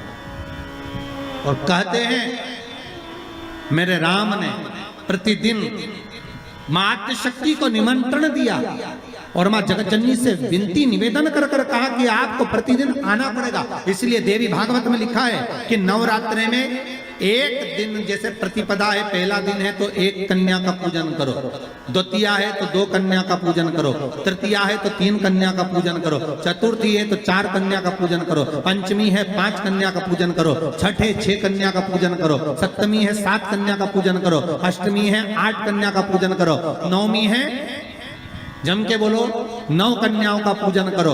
और अगर इस तरह से आप पूजन नहीं कर सकते नवरात्रि में तो 9 कन्याओं का पूजन एक साथ या तो अष्टमी के दिन या नवमी के दिन कर दो, या मध्य में बीच में भी आप कर सकते हो एक साथ। पर अगर आपकी कोई कामना है, आपकी कोई इच्छा है, मालूम पड़े, जैसे कई लोग कहते हैं कि हमारी इच्छा है, हमारी वो मकान नहीं बिक रहा, या हमारी वो जमीन नहीं खरीदी जा रही, या हमारी कोई कंपनी नहीं डल रही, या हमारे काम में ये अड़चन आ रही है, तो नवरात्रे में 4 नवरात्रे में से किसी भी नवरात्रे में आप नियम बना लो कि एक कलश की स्थापना कर एक दिन में एक कन्या का पूजन कर उसको भोजन कराना, लाल वस्त्र देना, लाल चुनरी देना, दूसरे दिन में 2 कन्याओं का पूजन कर लाल वस्त्र ओढ़ाना, लाल चुनरी देना, तीसरे दिन में 3, चौथे दिन में 4, 5वें दिन में 5, ऐसे 7-9 दिन तक एक कन्याओं के क्रम को बढ़ाते बढ़ाते बढ़ाते बढ़ाते आप उस पूजन का विधान प्रबल कर सकते। आज किसी का फोन था सुबह, तो कोई कह रहे थे कि हमें गुरुजी से बात कराओ, तो समीर जी ने बताया कि फोन आया था और वो बोल रहे थे कि हमें नवरात्रि में अगर मान लो कोई साधना करना हो तो कौन सी साधना करना चाहिए, हम किसकी आराधना करें, हम 9 दिन तक किसकी साधना करें। तो अगर बन सके तो देवी भागवत में सबसे सुंदर साधना यही है कि हम एक दिन में एक कन्या के चरण धोकर पूजन कर उस कन्या को भोजन कराकर उसका स्मरण करें। हाँ, ये जरूर है अभी कोरोना महामारी चल रही है तो इस नवरात्रि में भले ना करें, पर आगे की नवरात्रि में जब नवरात्रि अच्छे रहें, कोरोना से मुक्त रहें, तब आप किसी कन्या को एक दिन में 1, 2 दिन में 2, 3 दिन में 3, 4 दिन में 4, 5 दिन में 5, ऐसे नवरात्रि 4 बार जो नवरात्रि आती, किसी भी नवरात्रि में आप स्मरण कर उसका फल मिलेगा।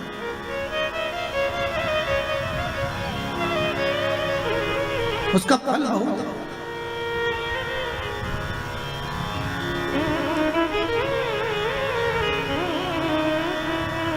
जैसे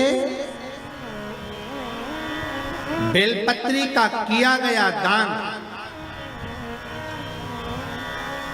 छिन्न नहीं माना गया। किस चीज का दान? जम के बोलिए जरा। बेलपत्री।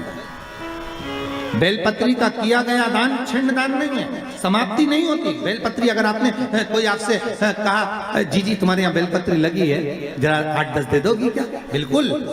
और उससे कहो बेलपत्र तू मत तोड़, हम तोड़ कर देते, और अपने हाथ से बेलपत्र निकाल कर उसको दो दान। ये छिन्न दान नहीं है, ये समाप्त नहीं होता। ये बेलपत्र का दान अविरल दान बढ़ता है।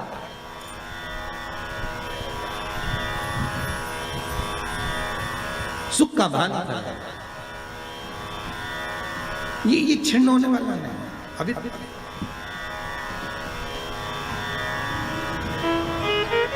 हम जजमानों को भी कई बार कहते हैं कि आप लोग तो बड़े धनभागी हो। शिव महापुराण की कथा जैसे अभी इस परिवार में हो रही है, हम तो इनसे भी कहेंगे कि आपके पूर्वजों का कोई पुण्य होगा। साफ सारी पुराणे, सारे शास्त्र 7 पीढ़ी को तार देते हैं। शिव महापुराण के लिए स्कंद पुराण में कहा ये 71 पीढ़ी को तार देती है। 71 पीढ़ी तर जाती है मात्र एक बार शिव शंकर की कथा का स्मरण करने पर, शिव महापुराण को श्रवण करने पर 71 पीढ़ी।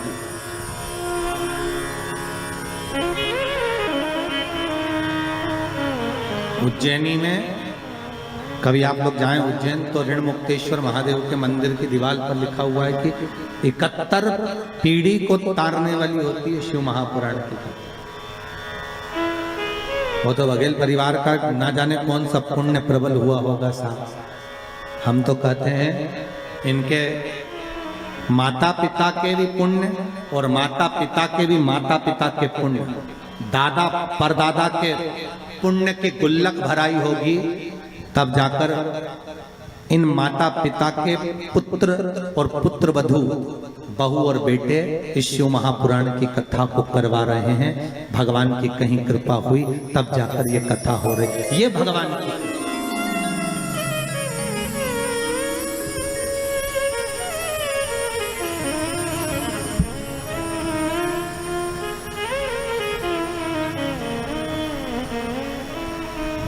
प्रभु की कृपा बिना नहीं हो सकती।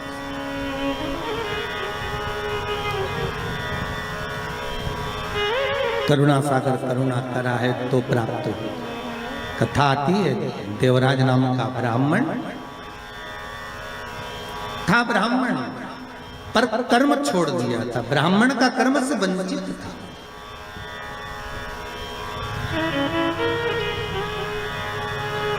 चोरी का धन लेकर आता, शरीर में ताप पड़ गया, शिव मंदिर के अंदर प्रवेश कर गया। बहुत ठंड सी लगी, मंदिर में दुबक कर बैठ गए। अब मंदिर में जाकर बैठे तो थोड़ी थोड़ी देर में एक शिव महापुराण का वाचन एक पंडित जी कर रहे थे। थोड़ी थोड़ी देर में चिल्लाकर बोलते थे हर हर महादेव। अब जैसे ही पंडित जी चिल्लाते हर हर महादेव, ये कानों को बंद कर लेता, भगवान कहां फंस गया।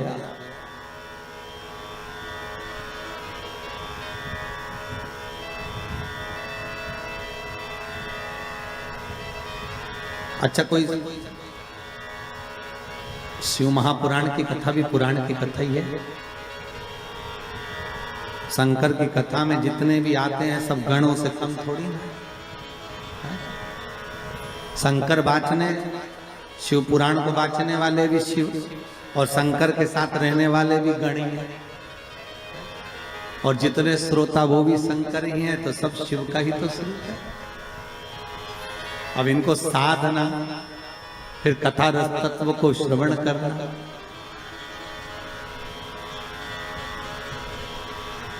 अच्छा, एक तो महाराज कहीं शहर में कथा होना उसमें अंतर होता है, गांव में कथा हो उसमें अंतर होता है। और गांव में भी कथा हो तो गांव के अंदर भी गांव, और गांव के अंदर फिर गांव।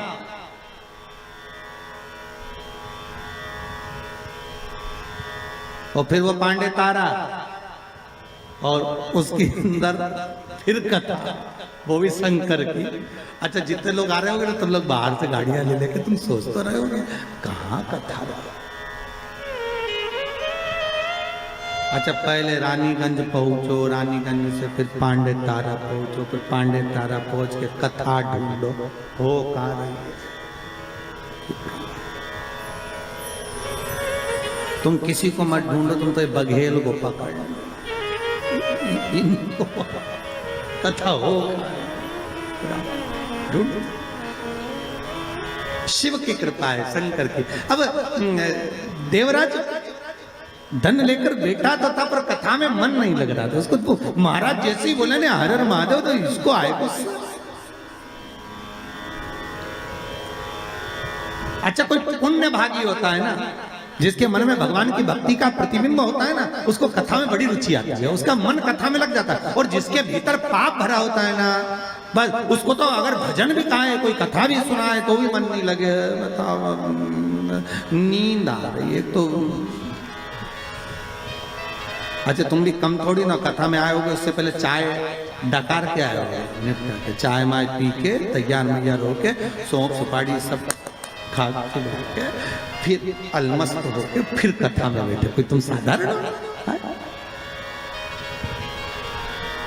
तुम भी चतुर। और तो और जेब में लेके भी बैठे, कहीं का महाराज होगा, अगर नींद भी आएगी तो थोड़े एक आध कट खाता। वो तुम तो बहुत चतुर हो। अब देवराज तो कथा सुनने के लिए बैठा, उसकी चित्तवृत्ति में, अब वो तो कथा सुनना नहीं था, केवल चोरी का सामान लेकर जा रहा था, चुप कर बैठा हुआ था। जो महाराज चिल्ला, इसको तो भागा यहाँ से, भागा आगे जाकर शरीर में ताकता, गिर गया, चक्कर खाकर मर गया, प्राण छूट गए। 5 मिनट भी नहीं, केवल 2 मिनट की शिव महापुराण की कथा सुनी थी। शिव महापुराण की कथा कहती है देवराज के प्राण छूटे, शंकर भगवान नंदी लेकर आ गए। यमराज पाड़े पर चढ़कर आया, शंकर नंदी पर चढ़कर आ गया। तो यमराज ने पूछा, भोलेनाथ आप? शिव जी बोले, हाँ। तू कैसे आया? यमराज बोले, देवराज को लेने के लिए आया। देवराज को लेने? हाँ। क्यों? तो बोले, इसने पापी पाप करा, इसने पुण्य करा ही, इसलिए इसको लेकर जाना। यमराज बोले, इसको लेकर मैं ही जाऊंगा। शंकर भगवान बोले, इसने एक पुण्य करा है। क्या? 2 मिनट की शिव महापुराण की कथा सुनी। तो यमराज बोले, 2 मिनट में कुछ होता है? तो शंकर भगवान बोले, 2 मिनट में मैं तेरे को जहर की पुड़िया देता, देख निपटे कि नहीं निपटे। जब 2 मिनट में जहर खा के व्यक्ति मर सकता है, तो 2 मिनट में शिव महापुराण कर सुनकर तर नहीं सकता है? 2 मिनट में जहर खाया और मर गया, तो 2 मिनट की शिव महापुराण, तो प्रभु 2 मिनट में क्या? शंकर भगवान बोले, तो ले खा, अभी खा, देखे नी मरे तो ठीक। यमराज बोले कि तुम हमें निपटाने में तुले हो, तुम ये सोच रहे हो कि हम मर जाए। शंकर भगवान बोले, या तो जहर खाकर सिद्ध कर दे कि 2 मिनट में मरा, या फिर सिद्ध ये कर दे कि ये 2 मिनट में तरा। तो यमराज बोले, रहने दो दादा, हम तो अपने घर चले, तुम इसको ले जाओ। शंकर जी ने देवराज के प्राणों को लिया और नंदी पर बिठाया, और शंकर भगवान नंदी लेके डमरू बजाते बजाते कैलाश पे पहुंच गए। तो पार्वती जी ने पूछा, किसको लिया है? शंकर भगवान बोले, अपना भगत है।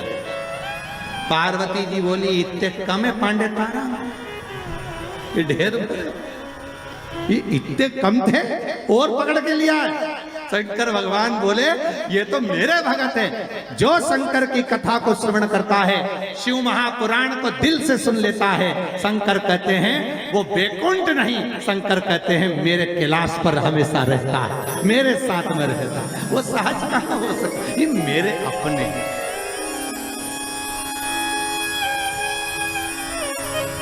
पार्वती जी बोली, अपने रहने की तो जगह नहीं, गुफा के अंदर तो अपन रह रहे, और पकड़ के लिया इसको। शंकर भगवान बोले, पार्वती थोड़ा आन दो। पार्वती जी बोली, सबको आन दो और अपन बाहर जान दो। शिव जी बोले, पार्वती यही तो आनंद है, यही सीख।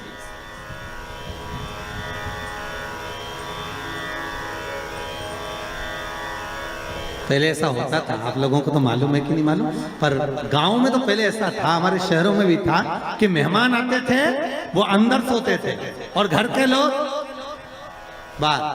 पहले से नहीं, चलो बाहर खटिया लो, सो।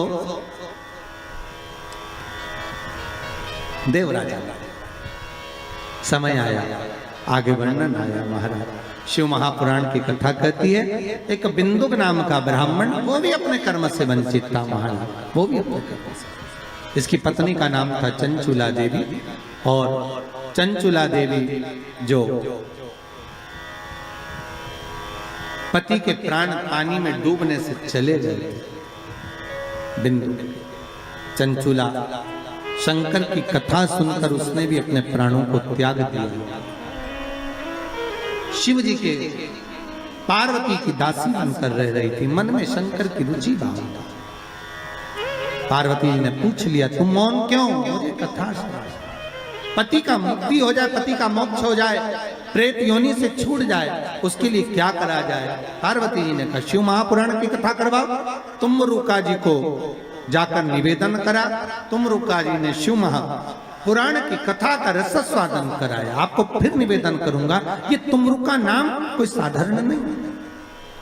फिर कहूंगा, जिस नारी का गर्भ ना ठेरता हो, सफेद आंकड़े की जड़ लाकर शंकर भगवान पर से 21 बार घुमाकर रजस्वला धर्म के 7वें दिन उस जड़ को शिव मंदिर में लाल धागे में बांध लो कमर में, और महाराज बाबा भोलेनाथ जी से विनय करो, बाबा चाहेगा तो 3-4 महीने में गर्भ ठेर ही जाएगा शिव की कृपा से।